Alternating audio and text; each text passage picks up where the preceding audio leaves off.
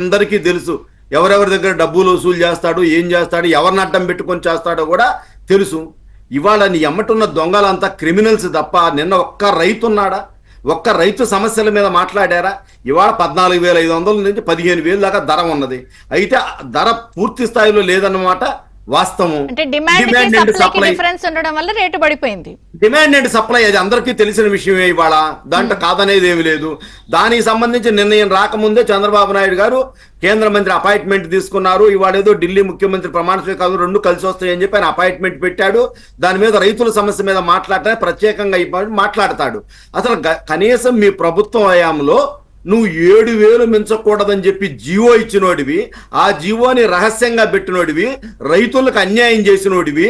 ఇవాళ గతంలో తుఫాన్ వచ్చినప్పుడు కానీ కప్పుకోవటానికి, పంట మీద కప్పుకోవటానికి కనీసం ఒక టార్పాలిన్ పట్ట కూడా సాయం చేయలేనోడివి. ఇవాళ నువ్వు వచ్చి రైతులను పరామర్శిస్తానంటావా? ఆసియా ఖండంలోనే అతిపెద్ద మార్కెట్ యార్డ్ అనేది మీ నాయకుడు అప్పిరెడ్డి వల్ల భ్రష్టు పట్టిపోయిందా? ఆ యార్డుకి బ్యాడ్ నేమ్ వచ్చింది. రైతు ఎవరైనా ఆ యార్డుకి మిర్చి టిక్కీలు తీసుకురావాలంటే భయపడిపోతా ఉన్నారు. అక్కడ దందా గోండాయిజం అక్కడ. అది మా ప్రభుత్వం వచ్చిన తర్వాత చాలా కంట్రోల్ చేశాం మేము. కంట్రోల్ చేసినా మళ్ళా జగన్మోహన్ రెడ్డి ప్రభుత్వం రాగానే విచ్చలవిడిగా జరిగిపోయింది అక్కడ. ఎక్కడుంటే ఎందుకమ్మా కేంద్ర సహకార బ్యాంక్ చైర్మన్ గా అతను రాతంశెట్టి సీతారామాంజనేయులు అప్పిరెడ్డి స్నేహితుడు చైర్మన్ గా ఉన్నాడు. అప్పిరెడ్డి సొంత మేనల్లుడు అశోక్ రెడ్డికి లక్షల కోట్లు దోచిపెట్టాడు సహకార బ్యాంకులు. దాని మీద విచారణ జరుగుతుంది. జైలుకి వెళ్ళక తప్పదు. ఇవాళ వీళ్ళు ఎక్కడుంటే అక్కడ దోపిడీలు, దొంగలు. ఇవాళ రైతుల గురించి మాట్లాడే కనీస హక్కు జగన్మోహన్ రెడ్డికి ఉందమ్మా. నిన్న పోయాడు. నిన్న ఎక్కడికి వెళ్ళాడు? నిన్న వంశీని పరామర్శిస్తాన్ని పోయాడు. వంశీ చేసే నేరం ఏంటి? ఒక దళితుడిని కిడ్నాప్ చేస్తావా? నీ అరాచకాన్ని ప్రశ్నించిన దళితుడిని కిడ్నాప్ చేస్తే నువ్వేదైనా ఉంటే మీ నాయకులు ఆ దళితుల కుటుంబాన్ని పోయి పరామర్శించాలి. ఏం జరిగింది, ఏమైంది, నిజంగా మా వాళ్ళు బెదిరించారా లేకపోతే ఏం జరిగింది అనేది మాట్లాడకుండా నువ్వు ఎవరైతే దళితుల్ని హింసించాడో ఒక క్రిమినల్ని పరామర్శించొచ్చి మళ్ళీ బయటకు వచ్చి పోనీ ఎవరైనా కేసు గురించి మాట్లాడావా?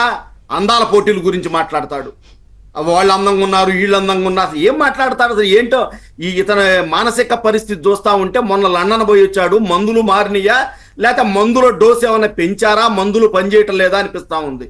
అసలు జగన్మోహన్ రెడ్డి ఒక ఏదో కాలం కలిసి వచ్చే ముఖ్యమంత్రి తప్ప రాజకీయాల మీద అతనికి ఏమైనా అవగాహన ఉందా? అవగాహన నుండి మాట్లాడుతున్నట్టు ఏమైనా కనపడతా ఉందా అతనిది? అతన్ని చూస్తా ఉంటే నిజంగా తిక్కలోడు తిరణాలకు పోయినట్టుగానే ఉంది అతను నిన్నటి యాత్ర చూస్తా ఉంటే. అసలు చూస్తుంటే మిమ్మల్ని కవింపు చర్యలుగా చేయటము, కేసులు పెట్టించుకోవడం, కోడ్ ఉన్నా వెళ్ళటం, ఇవన్నీ మీరేమన్నా ట్రాప్ లో పడుతున్నారా?